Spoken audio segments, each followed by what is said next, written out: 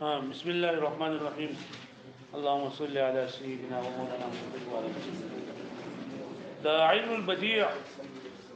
दागी तारीफ से हुआ इल्म युरफ़ु बिही वुजूद तहसील कलाम المطابق لمقتضى الحال د دې تدوین دا څنګه شوی دی او د دې چا کړی دی ټول نه اول په دې کې مدون اول لري چې د هغه امیر المؤمنین ابو العباس المرتضى عبد الله ابو العباس امیر المؤمنین ابو العباس المرتضى عبد الله بن معتز المعتز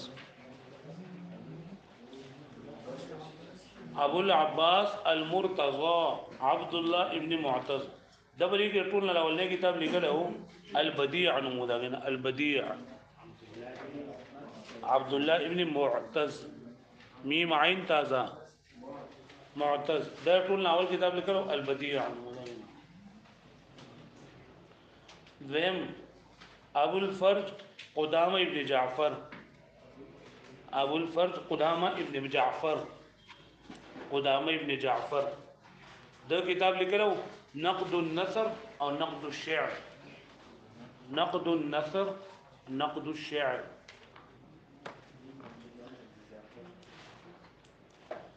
نقد النثر او نقد الشعر قدامه ابن جعفر ملي دریم نمبر شیخ ابو بکر محمد باقلانی شیخ ابو بکر محمد باقلانی شیخ ابو بکر محمد باقلانی دا کتاب لیکلو اعجاز القرآن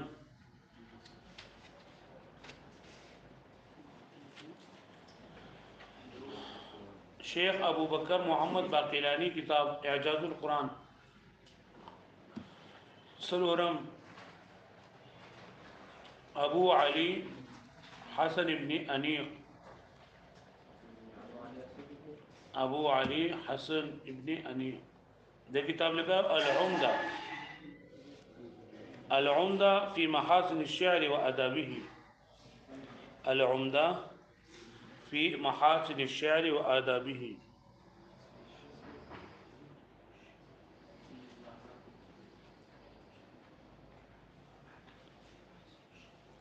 لدينا رسل بیا ابن الاسبع و نور علماء متاخرین دي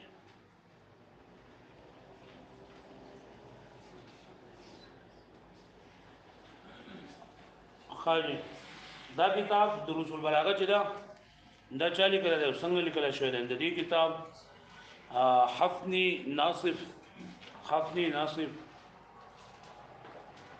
د امیر مشرو کنه او د مصر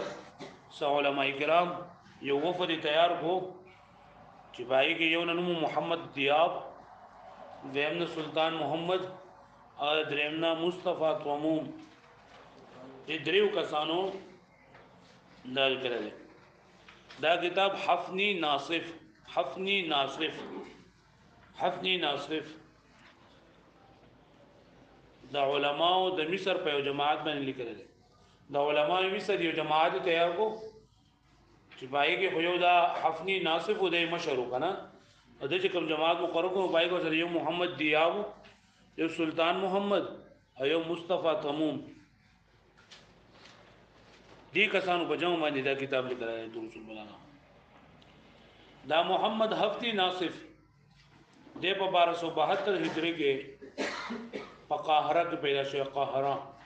قاهره داغه یو مضافات خار کله پایږي 1272 کې 1856 عیسوی 1856 عیسوی کې پیدا شوی دی حفنی ناصف من شیخ اسماعیل پلان میں شیخ اسماعیل ناصف تھے شیخ اسماعیل ناصف حفنی ناصف بن شیخ اسماعیل ناصف 1272 ہجری کے 1856 عیسوی کے د قاهره په یو خار کې په یو کلی کې پیدا شوی دی ډیر د غریبوالي په حالت کې او د چې پیدا شو نو بلاره وفات نو د یتیمۍ په حالت کې د سبقونه ویلي دي ماما او نکاح نیات د سفارش کړی دی پرورش هغه کړی اوله به د خپل کلی په مدرسه کې داخل شو او سپاره هی وسکلې پای کې بیا یو لس کال په عمر کې جامعه ازهر ته جی او جو یو لس کال په عمر کې دته له جامعه ازهر ته او دیار لس کال کې د مختلف اساتذه او شيوخونه د علوم او د فنون تربیت حاصل کو دا ځنه د بیا لاړو د علوم دیوبند ته اول دغه د مختلف استادانو او شيوخونو علوم حاصل کړ کله چې د دارالعلوم دیوبند نه د فراغت شو نو مدارس امیریه دایګي د عربی استاد مقرر کړل شو بیا د قانون ان الله وکړه داغي استاد مقرر شو بلا کالج کې لا کالج ته دې کله لاړو ما ال دې د په لګه کله راغی چې راځي چې د دوامه قرآن دې وړو سره بکینم جو قانون به بکې زکه دا وته د عربی دغلو ال دې قانون زکه دا داغه نه بعد په ځکه داراله چې راځه پړای پرې دما نو پړای کې خو دا یو سرکاري وکیل دا سره سیکریټری مقرر شو ادا سره به دا کار مارکو په 1852 کې بیا د خپل ملک د عدالت جج مقرر شو بدای کې د جامعه مصریه اور ته دعوت ورکو چیرته راځو دلته دی وړو ته او طلبه کرامو ته دلته عربي خا نه بیا دغه شروع کړ په جامعه مصریه کې پڑھائی شروع کړه د عربی ژبه باندې ډېر کلی لیکچرې او مضمونونه او مقالې دا موجود وي او بیا لیکل شوي دي بیا چې کله په هغه زمانه کې وزارت تعلیم د دې مشر انسپکټرو شیخ حمزه فتح الله چې کله هغه ریټایر شو نو دا حفظ ناصف دا هغه په دې کې په دې وزارت تعلیم کې چیف انسپکټر مقرر شو او دا او یو کال په عمر کې راغلی ریټایر شو په لغت کې د ډېر زیات مهارت حاصل او جدید عربي او قدیم عربي داغه موازنه به د بهتري طریقه باندې په آسان طریقې سره کوله په فن تنقید کې ډېر جوړ نظر لرو مضمون نگاری کې د آخري دور د عباسی په شان دي مضمون نگاری به کول اجبای کې با قافیه بندي او سجا بندي وکړو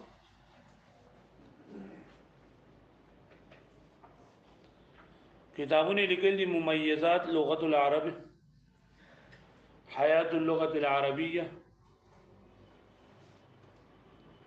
حیات اللغة العربية مميزات لغة العرب القطار السريع في علم البديع الأمثال العامة بديع اللفظة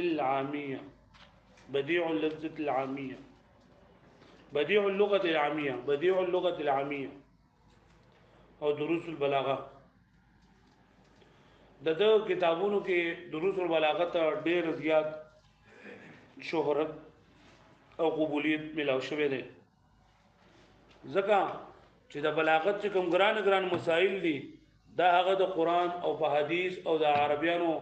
په شعرونو باندې او په روزمره محاورو باندې منطبق کړي دي چې دا غي د وجنه دا غي افادیت ډېر زیات اوچت شوی دی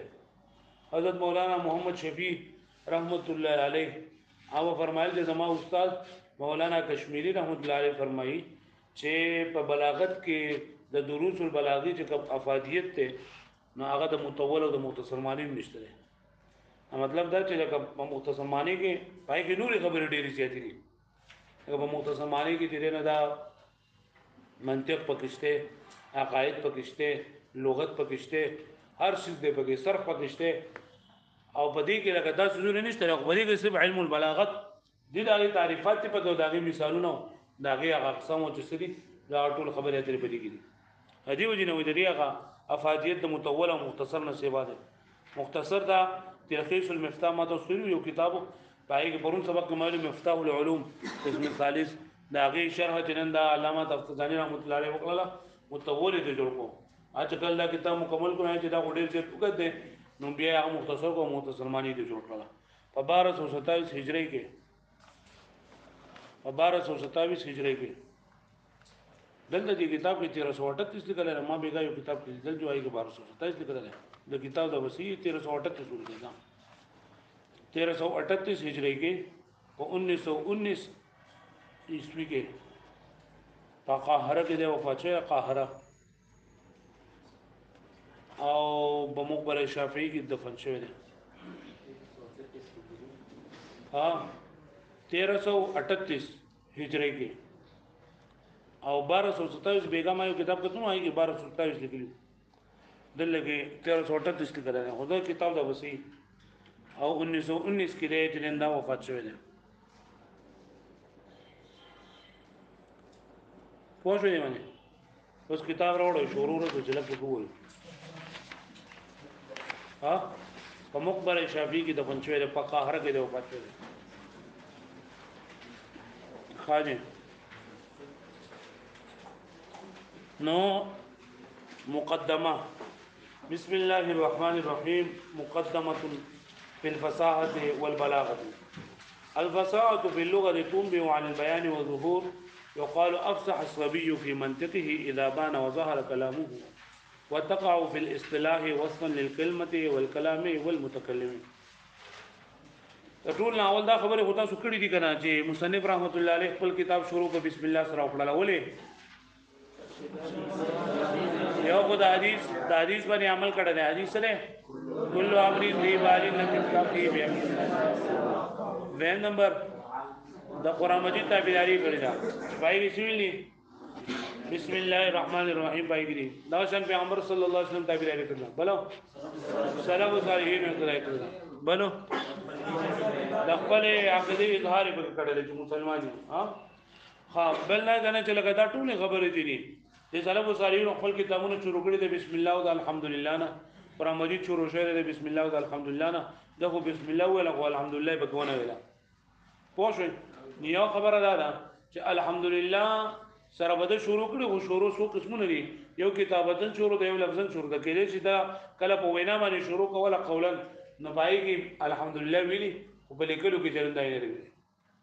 بلدل پیغمبر صلی الله علیه وسلم د خطوط تعبیراری کړی دا چې پیغمبر علیه الصلاه والسلام په خپل خطونو کې بسم الله لیکلا الحمدلله به پکې لیکلا بلدانا چې پیغمبر دې چې دا کسر نفسي کوي چې لکه ما دا مصنف زمانه کتاب چلے دا رسول الله صالحین له کتاب په شان دی نه زه خو لکه ډیر زیات عاجز یم ما دا کتاب هغه ته کمی درسي او دا بس کلمه به قبول کما الحمدلله بکندل کړي دا مو ته قسم خبره دا کیږي بیا مقدمه دا خو یا مقدمه ټکره مقدمتون ایا مقدمتون ټکره مقدمتون چې شنو دا د باب تفعیل نه صيغه د اسم فاعل نه او مقدمتون چې دا د صيغه د اسم مفعول نه د باب تفعیل مقدمتون شي معنا به مخکې کوم کې نو دې ته بیا مقدمه ځکه وایي چې خپل وایي کې لاره مخکې کوي په هغه کسانو باندې چې مقدمه نه دی ویلي چې مخکې کوي خپل وایي کې لاره په هغه چا باندې چې مقدمه نه دی ویلي مقدمه کې شي مقدمه یعنی صيغه د اسم مفعول چې بیا معنا دا مخکې کړل شي نو دې دا بیا مقدمه ته کوي چې دا هم د مقصود نه مخکې کړل شي دا مقصود اخوار روان دي که مقدمه او که مقدمه خو ماخوذ ده مقدمه الجيش نه سره ماخوذ ده مقدمه الجيش هغه ورکوټي لخر ته ویل کېږي چې د غټ لخر نه مخکې روان وي د ورکوټي لخر ته ویل کېږي چې د غټ لخر نه مخکې رواني د پاره لري چې د مخکینه لخر د ورکوټي لخر د غټ لخر د پاره د خوراک اسکاک د اوبو تنظیم کوي چې لکه دا مخکې خلک رواني کنه ورستو په دپسې ډېر شکل روان دي دا خلک به آرام په کوم ځای کې کوي دا خلک دلته کې آرام کوي نو آیا دلته کې شور شته نشته دا خلک دلته کې آرام کوي دلته کې روټي شته نشته دلته کې اوبه شته نشته دا ټول خبرې دغه مقدمه الجيش کوي پوه شئ نو دغه شانتي په علومو کې مقدمه بیانېږي د دې لپاره چې دا خبره ته زده کې نیو خو شروع فی الفن جنن دا لکه په بصیرت سره شي او زم دا چې دا خبره ته ورستو جنن دا کار درته بډې نو د دې په مقدمه کې دوه خبرې بیانېږي د دې دروس البلاغه په مقدمه کې دوه خبرې دي یو د فصاحت او یو د بلاغت د فصاحت او د بلاغت تعریف کړل او د فصاحت او د بلاغت قسمونه په ذکر کړی دي پوه شو به باندې مقدمه ده که مقدمه ده دوه برابر راځي مقدمه ده که سره که مقدمه شي بیا به سمانی مخکې کوونکې څه نو دې بیا مقدمه ولې وای چې خپل ویونکي لاره مخکې کوي منور باندې پوه شئ هغه مقدمه شي نو بیا معنا مخکې کړل شي ورته ولې وای چې دا مقصود نه مخکې کړل شي چې دا مقصود نه او دا مقدمه ده او مقدمه ده دا ماخوذ ده لسنه مقدمه الجيش هغه ورګوډي لخر ته وای چې دا غټ لخر نه مخکې رواني د پاره د دې چې ورستو دا د ورستو لخر لپاره انتظامات برابر دي نو دغه شانتي په دې مقدمه کې هم خبره بیانېږي کم چې ورستو کې دا کوم ته ډېر زیات فائدہ برابر او د دې د رسول بلاغي په مقدمه کې څو خبرې بیانېږي دوه خبرې غټه خبرې بګت دي یو سره فصاحت او بلاغت فصاحت اقسام به بیان او د بلاغت اقسام به بیان ما ته فکر ده کنه فکر فصاحت په لغت کې څه ته وای ما ته وره فصاحت په لغت کې بیان ته ویل کېږي کار کول ته ویل کېږي ظهور ته ویل کېږي لیکل لا ټول په کتاب کې شته په خپل باندې ما دا وخت دی چې ځان پوهه په کتاب کې ټول شته کما بیا ورسره تاسو ته خبر ورکړل او په کتاب کې دا چې بیا ځان ولیکي فصاحت په لغت کې په معنا د کار کول او ظاهرول سره راځي فصاحت په لغت کې په معنا د څه سره راځي کار کول او ظاهرول لکه کله چې معصوم خبرې دي نه دا اوس پړي او معصوم خبرې دي دا کولاوي او خبرې کوي نو وو افصح الصبي في منطقه معصوم په خپل خبرو کې روان شو صفا خبرې کوي او په اصطلاح کې د فصاحت درې قسمونه دي په اصطلاح کې د فصاحت څو قسمونه دي یو د فصاحت فی الکلمه نمبر 2 فصاحت فی الکلام او نمبر 4 فصاحت فی المتکلم فصاحت څو قسمونه دي درې کم دي فصاحت فی الکلمه فصاحت فی الکلام او فصاحت فی المتکلم ودا خبره ده چې لاول د فصاحت تعریف موږ ته وکا پس دا بیا اقسام بیانې او تا تعریف د فصاحت ونکو او چې فصاحت په لغت کې ته د فصاحت درې قسمونه دي فصاحت الکلمه فصاحت الکلام او فصاحت المتکلم خبره باندې پوه شئ ندی جواب دا دی چې د فصاحت یو داسې تعریف ممکن نه چې خپل درې قسمونو ته شامل شي د فصاحت یو داسې تعریف ممکن نه دی چې هغه درې قسمونو ته شامل شي د دې وجه نه د فصاحت الکلمه او فصاحت الکلام او د فصاحت المتکلم موجوده جوړه تعریفونه وکړي پوه شئ ها فصاحت فی الکلمه څه ته وایي فصاحت فی الکلمه دې ته ویلېږي ما دا ګوره سلامتها من تنافر الحروف ومخالفه القياس والغرابه سلامتها من تنافر الحروف ومخالفه القياس والغرابه فصاحت فی الکلمه څه ته وایي فصاحت فی الکلمه دې ته چې دریو څه نه خالی وي څو څه نه خالی وي نمبر 1 تنافر الحروف نه سنا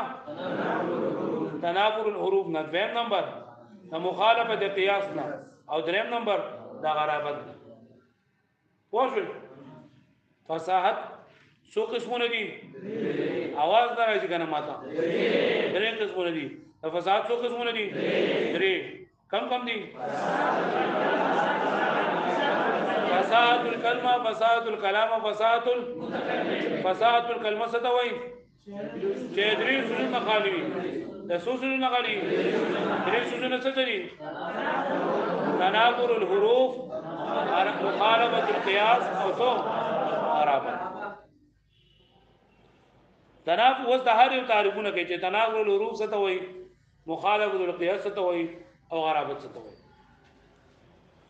تنافر الحروف دې ته وایي ما دا ګورئ وصف فی الکلمه یوجب ثقلها علی اللسان وعسر النطق بها تنافر دا په کلمه کې هغه وصف دی چې په جواب باندې ثقل پیدا کوي داغه ویل په جواب باندې او نطق باغې سره ګرانه نطق باغې سره ګرانه تنافر د حروف او تنافر ویل کېږي ناشناوالی دا څه ته ویل کېږي ناشناوالی دا ناشناوالی د حروف چې په کلمه کې داسې ناشنا حروف ذکر شي چې په جواب باندې داغه ویل درانه وي او په هغه الفاظ باندې هغه الفاظ ادایګي ګران وي دا هغه الفاظ ادایګي نو ګوره ته تنافر الحروف څه تعریف ده وصف في الكلمه يوجب ثقلها على اللسان وعسر النطق بها تنافر الحروف څه تعریف ده یعنی څه مطلب ده دا یو کلمه کې یو وصف ده چې واجب وي ثقل فجب باندې وعسر النطق بها